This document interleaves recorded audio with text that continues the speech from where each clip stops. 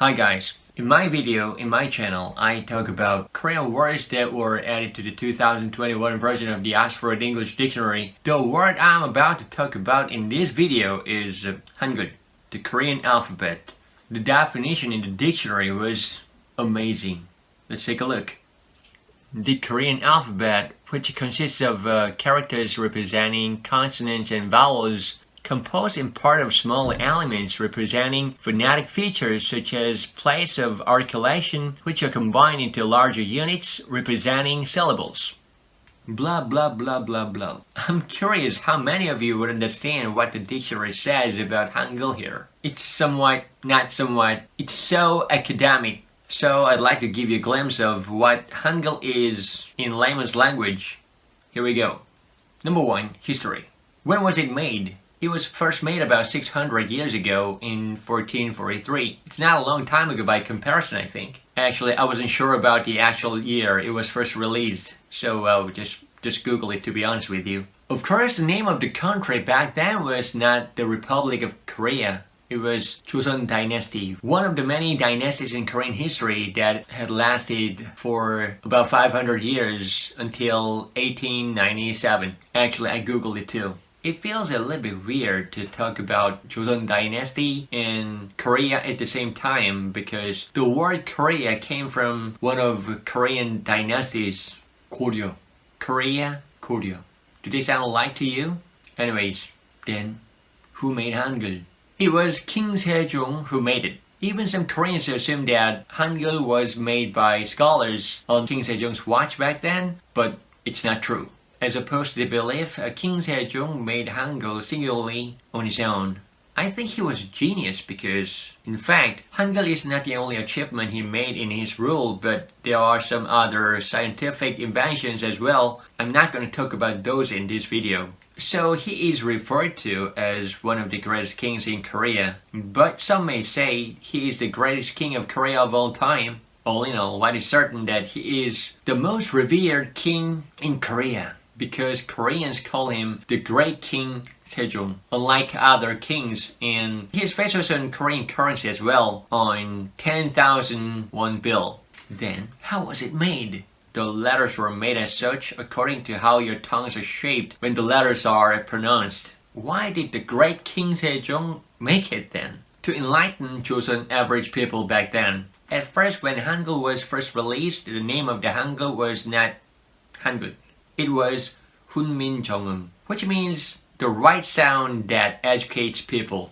Koreans had used Chinese characters until Hangul came out, but Chinese character was so hard to learn that people who didn't belong to higher rungs of the society didn't even have a chance to be educated, and as you can imagine, they ended up illiterate. So my recollection is that 90% of the Joseon Dynasty people were not able to read and write. Well, King Sejong put forth why he made Hangul in his statement when he first released it. Well, I will just translate it.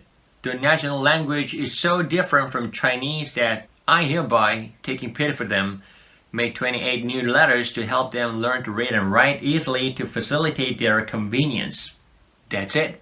Facts about Hangul. Hangul today is somewhat different from what it used to be when it was first released. Some letters that Koreans hardly spoke have phased out over 600 years and it became what it is today about 100 years ago. When Hangul was first made, a lot of scholars were against the idea of adopting Hangul as the official letters, as they thought it was their exclusivity to have the power to read and write themselves, and in a sense, they might have wanted to stay privileged.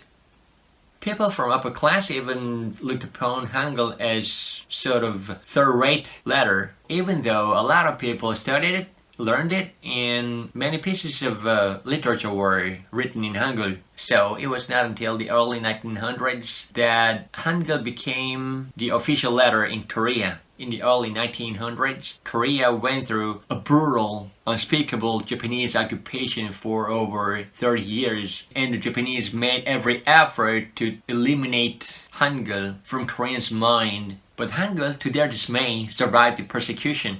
And I don't think I need to give you a Hangul lesson in this video, but I think I have to give you a slight idea how one syllable of Hangul is made of. Basically, there are 14 consonants and 10 vowels. But if you mix and match, then you can make 19 consonants and 21 vowels, including diphthongs. Every syllable should be made at least one consonant and one vowel, or one diphthong. Let me give you an example with go, kyo. This is a consonant, sounds like G in English, g, g. And this vowel sounds like O in English. Actually, it's not O, it's just O. So when they're combined, it becomes go.